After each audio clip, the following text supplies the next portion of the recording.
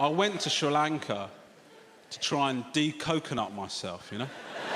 Get in touch with my heritage, and we made a show about it, and thank you very much. And my mum was in that show, and I'll be honest with you, I massively regret her involvement. And let me explain why. To get to a point where you get a TV show, it's incredibly difficult, right? You start off as a stand-up, you're not doing rooms like this. You're doing a pub with 8 people, they're facing the other way, right? Then you keep working at it, and eventually you get to a point where you're doing it for a career, and then eventually after that you get to a point where you get some TV. Now, it's difficult to get TV. The reason I got TV is very much thanks to diversity quotas, right? You get 2 for 1 with me. I'm brown and I've got a lazy eye, right? So basically, you get ethnicity and disability, right? If they ever do a Bollywood last leg, right, you're looking at the fucking host.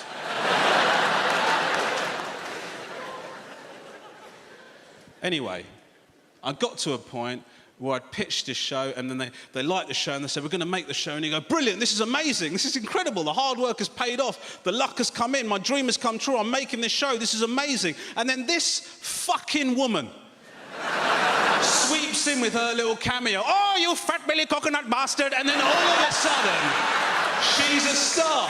She's a star. I'm getting tweets, your mum's funnier than you. When's your mum on tour? When's your mum on tour? Never done a gig in her life, right? She's getting separate offers, mate. I got a phone call. BBC Asian Network, will your mum be an agony aunt? I didn't even check with her. I said, no, fuck her. There is no way. I'm letting her get a career off my back, man. Are you shitting me? God, it feels good to get that off my chest, man. Anyway, I can tell you we are doing another series. Thanks very much. Thank you very much. I'm very excited about it. It's 6 episodes, and it all, I think I can say now, it all centres around my mum getting deported.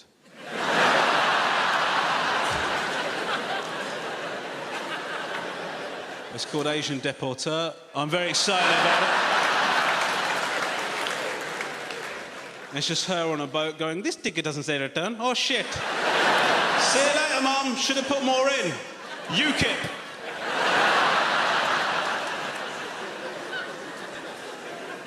It's funny, isn't it? The idea of a 60-year-old woman just being sent back to where she comes from. It's hilarious. Hope she's all right. OK.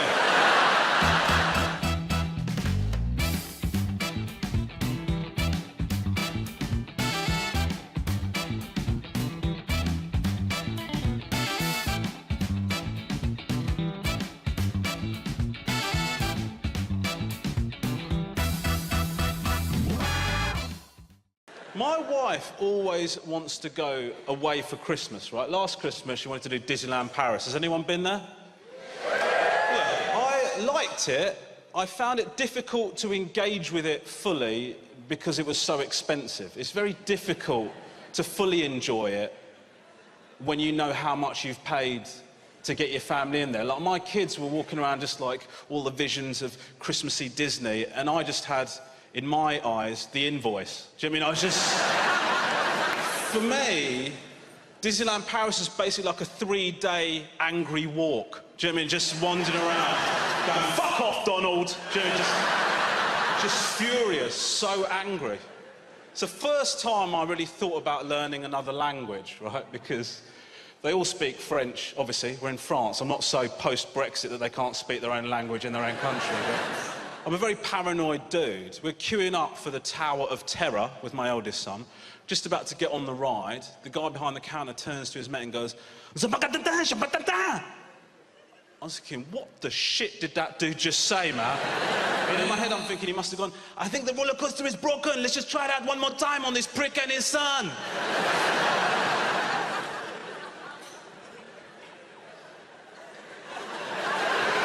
He probably just said, look, I fancy a sandwich. I don't know, but I'm very paranoid. The kids were very excited, right? They're excited because how it works is you pay a lot of money to get in so that you can access some shops where you spend some more money, right? That's how it works. The kids are like, we're going to buy loads of stuff. I said, no, you're not, mate. You're allowed one present each, yeah? Because Daddy has been fisted by Mickey here, right? So you get one present each, all right? No messing about. The little one, but the thing is, I actually made an extra saving because I've got a 7-year-old, a 5-year-old, and a 2-year-old. The 2-year-old doesn't know what's going on, so sack him off. Do you know what I mean? I just gave him a croissant we got free at the hotel. There you go, mate.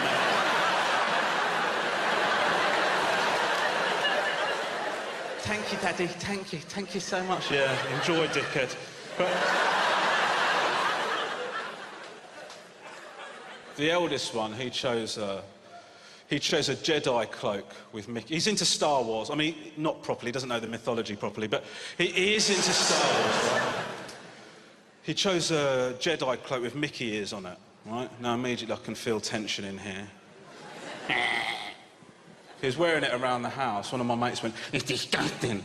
It's disgusting. It's exactly why I didn't want them taking over Star Wars, because of things like this." I was thinking, what is your problem, dude? What are you concerned about? Are you worried that Star Wars is going to become commercial? Do you know what I mean? Were you watching Jar Jar Binks and thinking, no, this is still cutting edge? And it was the Mickey ears that pushed you over? Was it really? My second son, he chose a radio-controlled car. Fine. Get back to England. So frustrating how shit this kid is at driving the car, man. Like, he's knocking into coffee tables, he's hitting my ankles, he's hitting the skirting board. I said to him, dude, a kid of your age made that. Right?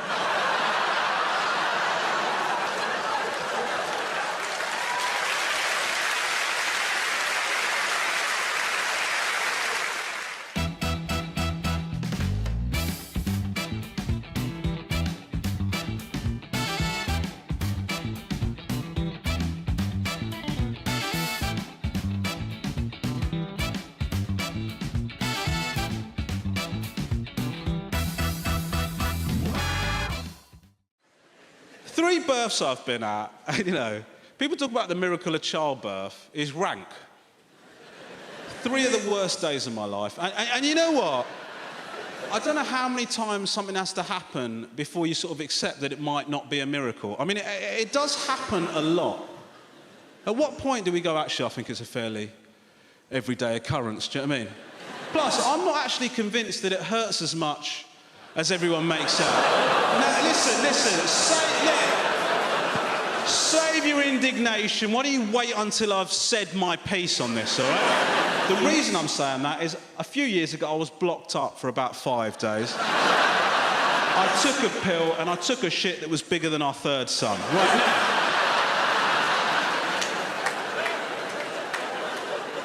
I think the pain's comparable, and you can't tell me that it wasn't, because you didn't take the shit that I took. So don't tell me that you know what I went through, all right?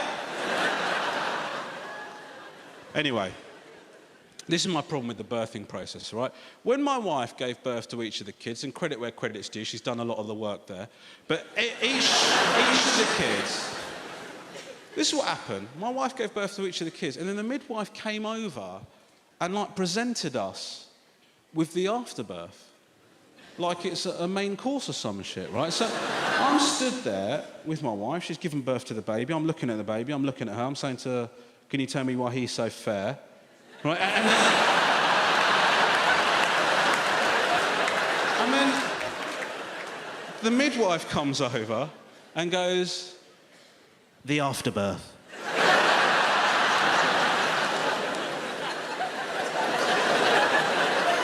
Now, the first 2 times I just accepted it because I was caught up in the euphoria of having a kid. But the 3rd time I thought, I need to find out what the shit is going on here, right? So I said to the midwife, can you explain to me why it is, every time we have a baby, one of you comes over with the afterbirth, like it's a bottle of Merlot, right? And presents it to us. I don't know what I'm supposed to do. What am I supposed to do?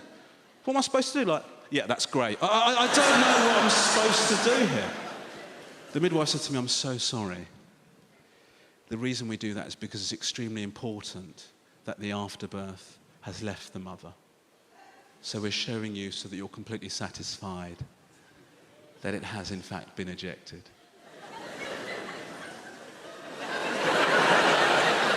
Because apparently otherwise, in 10 years' time, you might be out with your missus.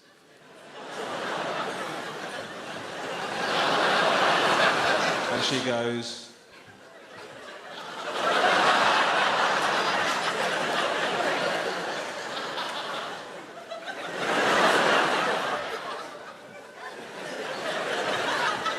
Do you know what, Ron? I don't think that is the jail phrase. I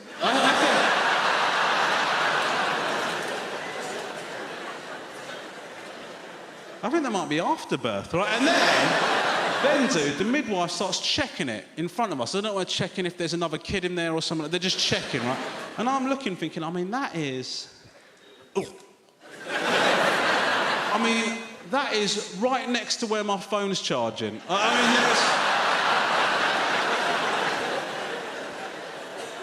there is no way I'm ever going to use that phone again, dude. You need to find some tongs and throw it in a fucking furnace.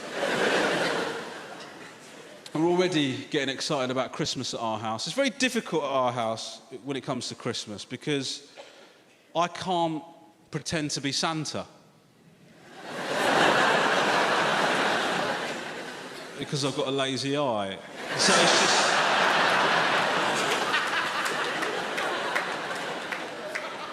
The kids just don't know which one I'm giving a present to. Do you know what I mean? It's just very difficult. Anyway, I've digressed massively. I'm in Starbucks. All right?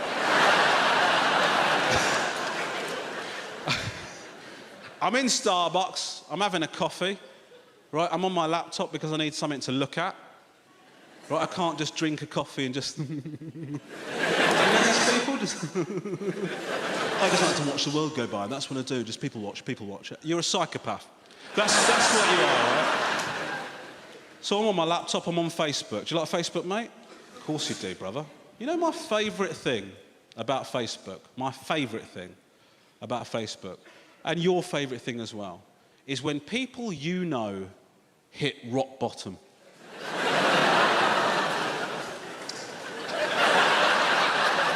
I don't think I could go on anymore. Like.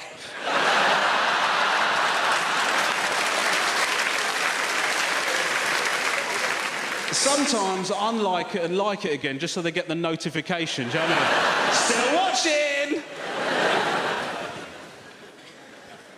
One of the other things I like about Facebook is the fact that, you know, I'm an unattractive man. There is no point denying that, all right? I'm an unattractive man, but I've not got unattractive as I've got older. I've always looked terrible, right? I set the bar low early doors. Now, that sounds sad, but what that means is that I'm liberated from the ageing process, right? Because I am never going to look worse, and I've never looked better, right? My life cycle is look like shit, dead, right? Incredible. But what I like to do is I like to... Basically, you know the people in your year group at school, the people that were the hot ones in your year group? They were so hot they didn't bother to develop a personality because they were so good-looking. They were never nice to you because they're so good-looking.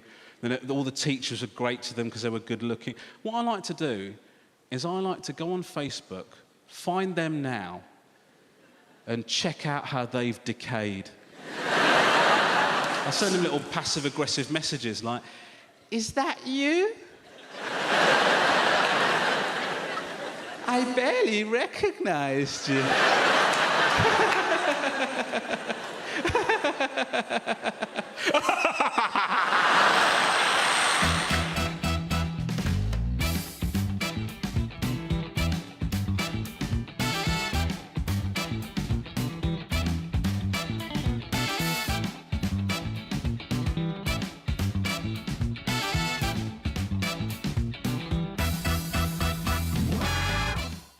I'm going to be honest with you, I've overreacted to racism in the past. I'm not going to lie. I was getting my hair cut. It was an extremely hot day. I was complaining about how hot it was. This guy's sitting in the barber's. He turns to me, he says, "Oh, I can't believe you lot." I can't believe you lot. You come over here, did you, eh? Yeah, you do. You come over here, then you complain about how bloody hot it is, didn't you, son? I thought, oh my God, I'm going to put this idiot in his place, assuming that I'm an immigrant. So I said to him, well, actually, sir, the climactic conditions in Crawley, where I originated from, are very similar to the ones that we're experiencing here. Just goes to show you. To which his genuine response was, bloody hell, mate, you're picking up the language brilliantly, aren't you?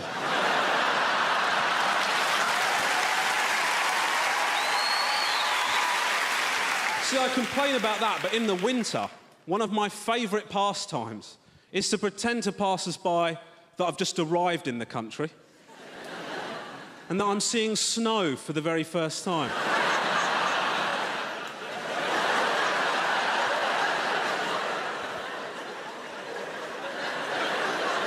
On a really good day, they take photographs. I mean, I'm going to be honest with you. I recently came to the realisation that sometimes a lack of racism can actually be more hurtful than racism itself. Now, hear me out on this. I think you will agree with me. I recently got into a bit of a car prank, completely my fault. Damaged this guy's car quite badly. He lost his shit, as he had every right to. Right? Gets out of the car, he looks at me and he says, "What the hell do you think you're doing, you fat bastard?"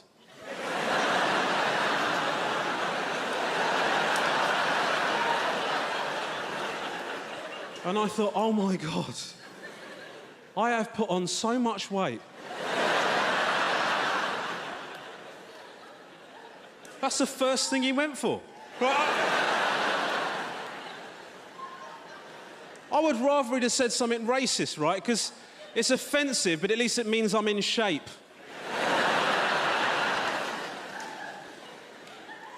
And it's my mum's fault. She's a feeder. She always has been.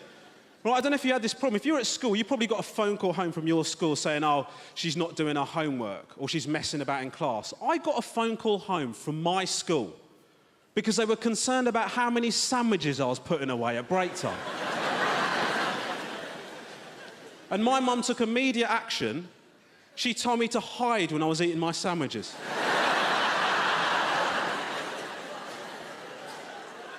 And that's how I got the nickname Toilet Fatty.